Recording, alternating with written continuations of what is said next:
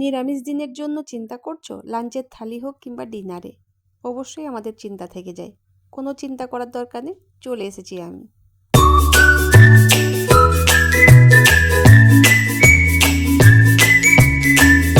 এর আগে যতগুলো নিরামিষ রেসিপি আমি শেয়ার করেছি তোমাদের সাথে, তোমরা সবাই খুব ভালোবাসা দিয়েছো আমার সেই রেসিপিগুলোতে। তাই আজকে আরও একটা নিরামিষ রেসিপি নিয়ে আমি চলে এসেছি তোমাদের কাছে। কেমন আছো তোমরা সবাই? আশা করছি যে যেখান থেকে আমার এই ভিডিওটা দেখছো সবাই খুব ভালো আছো, আমিও খুব ভালো আছি। তো প্রথমে একটা বাটির মধ্যে আমি কিছুটা সয়াবিন আর 1 চামচ লবণ দিয়ে জল দিয়ে আমি সেদ্ধ করে নিলাম। দেখতেই পাচ্ছ কেমন সেদ্ধটা হবে। ওইদিকে আমি একটা মশলা কিন্তু বানিয়ে নিলাম। 1 চামচ গোটা জিরে, একটা টমেটো আর 2টো কাঁচা লঙ্কা, আর দিয়েছি 1/2 ইঞ্চি মতো আদা। সব ভালো করে মিক্সিং জারে দিয়ে পেস্ট করে নিয়েছি। এদিকে সয়াবিনটাও আমার খুব ভালো করে সেদ্ধ হয়ে গেছে। তারপরে দেখো আমি সয়াবিনগুলোর মধ্যে ঠান্ডা জল দিয়ে কিন্তু ঠান্ডা করে নিলাম। আর তারপর আবারও একটা মিক্সিং জারে নিয়ে নিয়েছি আমি সব সয়াবিনগুলো। ভালো করে জলটা চেপে চেপে এভাবে বের করে নিয়েছি। তোমাদেরকে দেখানোর জন্য আমি এটা দেখাচ্ছি যে কিভাবে চেপে জলটা বের করতে হবে। তো এরকমভাবে সব জলটা চেপে বের করতে হবে। তারপর দিয়ে দিয়েছি ওখানে একটা কাঁচা লঙ্কা, তারপর খুব ভালো করে পেস্ট করে নিয়েছি। তো সয়াবিনের কিমাটা কি সুন্দর হয়েছে দেখো, খুব ভালোই হয়েছে এখানে সয়াবিনের কিমাটা। তারপর একটা বাটির মধ্যে সেটা ট্রান্সফার করে নিলাম। এবার এখানে দিয়ে দিচ্ছি 2 চামচ মতো কর্নফ্লাওয়ার। কর্নফ্লাওয়ার কিন্তু অবশ্যই এখানে অ্যাড করতে হবে। 2 চামচ মতো দিয়েছি এখানে বেসন, দিয়ে দিয়েছি সামান্য পরিমাণে লবণ, 1/2 চা চামচ মতো এখানে দিয়ে দিয়েছি সবজি মশলা। তারপর খুব ভালো করে আমি মেখে নিয়েছি। তারপর এখানে দিয়ে দিয়েছি একটা গোটা সেদ্ধ আলু। সেদ্ধ আলুটা আমি কিন্তু গ্রেটারে গ্রেট করে দিচ্ছি, তোমরা চাইলে ম্যাশ করেও দিতে পারো। এমনভাবে এখানে আলুটা দেবে যাতে কোনো দানা না থাকে। আমি সেই জন্য এখানে খুব ভালো করে গ্রেটারে গ্রেট করে নিলাম। আর তারপর এই সবগুলো দিয়ে ভালো করে মাখিয়ে নেব। তো আমি এখানে একটা আলু দিয়েছি, তোমরা পরিমাণটা কিন্তু নিজেদের অনুযায়ী কিন্তু দেবে। খুব ভালো করে এখানে মাখিয়ে নেব। মাখা আমার কিন্তু কমপ্লিট হয়ে গেছে এখানে। সম্পূর্ণ নিরামিষ এই রেসিপিটা আমার কেমন হয়েছে অতি অবশ্যই কমেন্টে কিন্তু জানিয়ে দেবে। তোমরা আমাকে প্রচণ্ড পরিমাণে ভালোবাসা দিয়ে যাচ্ছ, সেজন্য তোমাদেরকেও অনেক অনেক ভালোবাসা।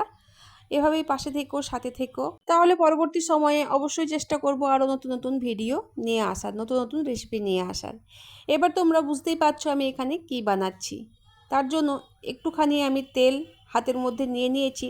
তারপরে ওই যে সয়াবিনটা যেটাতে আমি মেখেছিলাম সেখান থেকে একটু একটু করে নিয়ে আমি হাতের মধ্যে চেপে চেপে মুইঠা বানিয়ে নিলাম।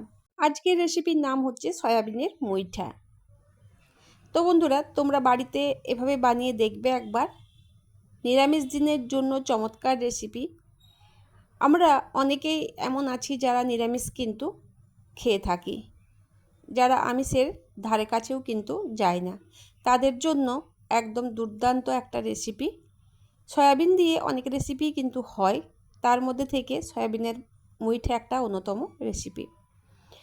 তো কড়াই বসিয়ে দিয়েছি আর এখানে দিয়ে দিয়েছি সরষের তেল। তোমরা কিন্তু সাদা তেলেও এই রেসিপিটা বানাতে পারো, স্বাদের কিন্তু কোনো তারতম্য এখানে হবে না। তারপর তেলটা খুব ভালো করে গরম করে নিতে হবে। তারপরে এক এক করে আমি মুইঠাগুলো দিয়ে দিলাম। গ্যাসের ফ্লেম কিন্তু এখন মিডিয়াম টু হাই থাকবে।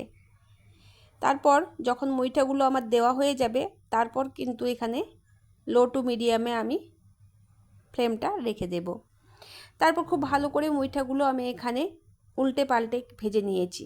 খুব সুন্দরভাবে এখানে মুইঠাগুলো ভাজা হয়ে গেছে। এরকম করে আমি আরও ব্যাচগুলো ভেজে নেব। তো মুইঠাগুলো এরকম সসের সাথেও কিন্তু খাওয়া যাবে। আমি তোমাদেরকে গ্রেভি বানিয়ে দেখাবো। তো বন্ধুরা এখানে আমি আরও কতগুলো মুইঠা দিয়ে দিলাম। এভাবেই 3টে ব্যাচে কিন্তু আমি সব মুইঠাগুলো এক এক করে ভেজে নিয়েছি। মুইঠাগুলো আমার এখানে ভাজা কমপ্লিট হয়ে গেছে। এবার আমি যে কড়াইয়ে মুইঠাগুলো ভেজেছিলাম সেই তেলটাতে আমি দিয়ে দিলাম 1 চামচ গোটা জিরে দিয়ে দিয়েছি আর একটা টমেটো গোটা দিয়েছি এখানে। যেহেতু এখানে আমি অন্য কোনো আর মশলা ব্যবহার করিনি সেই জন্য এখানে টমেটোটা দিয়েছি। কাজু কিংবা টক দই এখানে আমি ব্যবহার করিনি, টমেটোর ভাগটা কিন্তু ওই জন্যই এখানে বেশি দিয়েছি। দিয়ে দিয়েছি একটু পরিমাণে লবণ, তারপরে ভালো করে নেড়ে চেড়ে আমি ঢাকা দিয়েছিলাম। তারপরে একটু পরেই আমি আবার আলুগুলো দিয়ে তারপর যে মশলাটা আমি প্রথমে পেস্ট করে রেখেছিলাম সেই পেস্ট করে রাখা মশলাটা আমি এখানে দিয়ে দিয়েছি। তারপর এখানে 2 মিনিট মতো ঢাকা দিয়ে মশলাটা খুব ভালো করে কষে নেব, যাতে কাঁচা গন্ধটা বের হয়ে যায়, শেষ হয়ে যায়, সেরকমভাবে এখানে কষতে হবে। তারপর একে একে সব বেসিক মশলাগুলো কিন্তু এখানে আমি অ্যাড করে দেব। 1 চামচ জিরে গুঁড়ো, 1 চামচ ধনে গুঁড়ো, 1 চামচ কাশ্মীরি লঙ্কার গুঁড়ো, 1 চামচ হলুদ গুঁড়ো আর হাফ চা চামচ মতো এখানে লবণ দিয়েছি। লবণটা এখানে হাফ চা চামচ মতো ব্যবহার করেছি, তার কারণ আমি এর আগেও কিন্তু এখানে লবণ দিয়েছি যখন টমেটোটা দিয়েছিলাম। তারপরে এখানে দিয়ে দিয়েছি স্বাদ অনুযায়ী চিনি। তারপর খুব ভালো করে মশলাটা এখানে আমি কষিয়ে নিচ্ছি। মশলাটা খুব ভালো করে কষানো হয়ে গেলে এখানে আমি দিয়ে দিয়েছি 2 গ্লাস মতো জল। জলটা কিন্তু একটু হালকা গরম জল আমি এখানে ব্যবহার করেছি। তো খুব ভালো করে এখানে মিশিয়ে নিচ্ছি। গ্রেভিটা খুব বেশি থাকবে না সেরকম এখানে জল দিয়েছি। তোমরা চাইলে যতটা গ্রেভি রাখবে সেই পরিমাণে কিন্তু এখানে জলটা দেবে। তারপর এখানে ঢাকা দিয়ে দিয়েছিলাম। ঢাকা খুলে দেখো ঝোলটা যখন এখানে আমার ফুটে উঠবে তখন এক এক করে সব মুইঠাগুলো কিন্তু এখানে আমি দিয়ে দেব। মুইঠাগুলো এখানে দেওয়ার পর আমি খুব ভালো করে এখানে মিশিয়ে নেব। আর মিশিয়ে নেওয়ার পর আমি এই গ্রেভিটা আরও একটুখানি ফুটতে দেব। আর আমি পুরো রান্নাটা কিন্তু এখানে ঢাকা দিয়েই করেছি। ঢাকা দিয়ে যদি কোনো রান্না করা হয় তার স্বাদটা কিন্তু একই রকম থাকে, তাই সব সময় আমি রান্নাতে কিন্তু ঢাকা ব্যবহার করি, ঢাকা দিয়েই কিন্তু রান্না করি। কিছুক্ষণ পর আবার ঢাকা খুলে দেখাচ্ছি এখানে আমার পুরোপুরি রেডি হয়ে গেছে। তাই এখানে হাফ চা চামচ মতো দিয়ে দিয়েছি গরম মশলা আর হাফ চা চামচ মতো এখানে দিয়ে দিয়েছি ঘি আর গরম মশলা দেওয়ার পর আর বেশিক্ষণ এখানে ফোটাবো না, একটুখানি নেড়ে চেড়ে গ্যাসের ফ্লেমটা বন্ধ করে আমি কিন্তু এখানে ঢাকা দিয়ে রেখে দেবো কিছুক্ষণের জন্য। কিছুক্ষণ পর দেখো এখানে আমার পুরো রেডি হয়ে গেছে।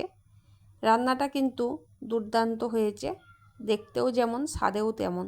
তোমরা একবার হলেও কিন্তু বাড়িতে সেটা ট্রাই করে দেখবে যে রেসিপিটা কেমন হয়। এইরকমই নিত্য নতুন রেসিপি পাওয়ার জন্য চ্যানেলটা সাবস্ক্রাইব করতে কিন্তু কেউ ভুলো না, সাথে লাইক করবে আর একটু কমেন্টও করে যাবে। তোমাদের একটা কমেন্টে আমার কাজ করার উৎসাহ অনেক গুণ বাড়িয়ে তোলে। তো কেমন হয়েছে রেসিপিটা অতি অবশ্যই জানাবে। দেখা হচ্ছে তোমাদের সাথে আবার কোনো নতুন রেসিপির সাথে। ততক্ষণের জন্য তোমরা সবাই ভালো থেকো, সুস্থ থেকো আর এভাবেই দেখতে থাকো আমার সাথে আমার ভিডিও।